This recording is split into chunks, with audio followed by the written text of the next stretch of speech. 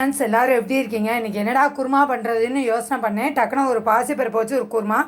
இது சப்பாத்தி, இட்லி, தோசை எல்லாத்துக்குமே ரைஸ்க்கு மோக்கம் நல்லாயிருக்கும். செம்ம அட்டகாசமான டேஸ்ட்லேயும் இருக்குது. டிஃப்ரெண்ட்டாகவும் இருக்கும் பண்ணும்போது. இது மாதிரி பண்ணி பாருங்கள். உருளைக்கிழங்கு அந்த மாதிரியே பண்ணுறதோட பாசிப்பருப்பு ஹெல்த்துக்கு அவ்வளோ பெனிஃபிட்ஸ் இருக்குது.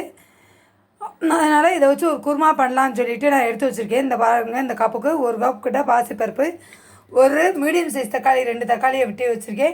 பெரிய வெங்காயம் ஒரு 2 வெங்காயத்தை வந்து வெட்டி வச்சுருக்கேன். அது மாதிரி ஒரு சின்ன பட்டை தேங்காவை பொடிசாக வெட்டி வச்சுருக்கேன். ஒரு சின்ன பட்டை கிராம்பு, 2 கிராம்பு, ஒரு சின்ன பீஸ் வந்து பட்டை, ஒரு ஏலக்காய், ஒரு சின்ன ஸ்டார் பூ, ஒரு 5-6 முந்திரி பருப்பு, 2 பச்சை மிளகாய். இவ்வளோ தான் ஃப்ரெண்ட்ஸ். ஒரு 1/4 ஸ்பூன் மஞ்சத்தூள். டக்குன்னு செஞ்சிடலாம். முதல்ல வெறும் சட்டியில் வந்து பாசிப்பருப்பு லைட்டாக ஸ்மெல் வர வரைக்கும் வறுத்து எடுத்துக்கிடுவோம். அதான் செமையாக இருக்கும் இந்த குருமா. அதுக்கப்புறம் கொஞ்சம் எண்ணெயை விட்டு நம்ம அரைக்க வேண்டிய பொருட்கள் எல்லாமே லைட்டாக வறுத்து மிக்சியில் வந்து நல்லா பேஸ்ட்டு மாதிரி அரைச்சி எடுத்துகிட்டு வந்துடலாம். இங்கே பாருங்கள், லைட்டாக அந்த ரா ஸ்மெல் போயிட்டு இந்த வறுக்கிற ஸ்மெல் லைட்டாக வரும். எடுத்து 2 மணி வாஷ் பண்ணி எடுத்து வச்சுக்கலாம் ஃப்ரெண்ட்ஸ். ஒரு 2 ஸ்பூன் எண்ணெய் ஊற்றிருக்கேன். கொஞ்சம் எண்ணெய் சூடாகட்டும். முதல்ல பச்சை மிளகாய், இந்த இதோட ஒரு 1/4 ஸ்பூன் சோம்பையும் சேர்த்து அரைச்சிக்கோங்க.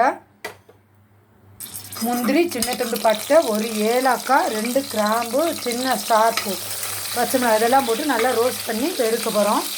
தேங்காய் வந்து ரோஸ்ட் பண்ண தேவையில்லை, அதை வந்து அப்படியே போட்டுடலாம். அதே மிச்சம் எண்ணெய் இருக்குது பார்த்திங்களா, அதிலே வெங்காயத்தை வந்து நல்லா கோல்டன் ப்ரௌனாக வதக்கணும். அதுக்கப்புறம் தக்காளியை போட்டு நல்லா தக்காளி வந்து குழையிற அளவுக்கு கொஞ்சம் உப்பு சேர்த்து நல்லா வதக்கி விடணும். வெங்காயம் நல்லா வதங்கிச்சு, அதோட தக்காளியும் உப்பு சேர்த்து, ஏன்னா நம்ம வந்து குக்கர்லேயே செய்கிறதால வேகமாக செஞ்சு முடிச்சிடலாம். அடுத்து இருந்தால் நான் பாசிப்பருப்பு 2 மணி வாஷ் பண்ணி தனியாக எடுத்து வச்சுருக்கேன். இதோடய ஒரு 1/4 ஸ்பூன் மஞ்சத்தூள் சேர்த்தாச்சு. சேர்த்து அதையும் நல்லா கிளறி விட்டுடலாம். இங்கே பாருங்கள், அதுக்கப்புறம் தண்ணி சேர்த்தாச்சு. உங்களுக்கு தண்ணி எவ்வளோ வேணுமோ கொஞ்சம் சேர்த்துக்கோங்க. கொஞ்சம் திக்காக வேணால் தண்ணி கம்மியாக சேர்க்கணும்.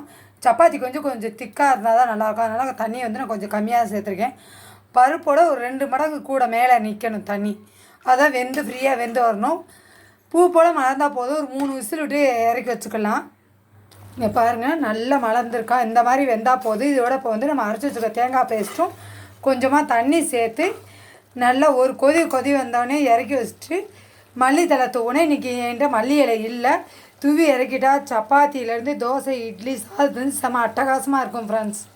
இங்கே பாருங்கள், நல்லா ஒரு கொதி வந்துருச்சுல. இதோட கொத்தமல்லி தலை இருந்தால் தூவி இறக்கி வச்சுட்டா போதும். செம்ம அட்டகாசமாக இருக்கும்.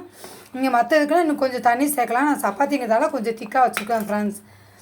பிடிச்ச லைக் பண்ணுங்கள், ஷேர் பண்ணுங்கள், சப்ஸ்கிரைப் பண்ணுங்கள். பக்கத்தில் உள்ள பெல் பட்டனை வந்து கிளிக் பண்ணி வச்சுக்கோங்க. அதான் நான் போடுற வீடியோஸ் வந்து உங்களுக்கு நோட்டிஃபிகேஷனில் வந்துகிட்டே இருக்கும். தேங்க்யூ ஃப்ரெண்ட்ஸ், பாய். அடுத்து ஒரு புது வீடியோட ஹெல்த்தான வீடியோட உங்களை சந்திக்கிறேன். Take care.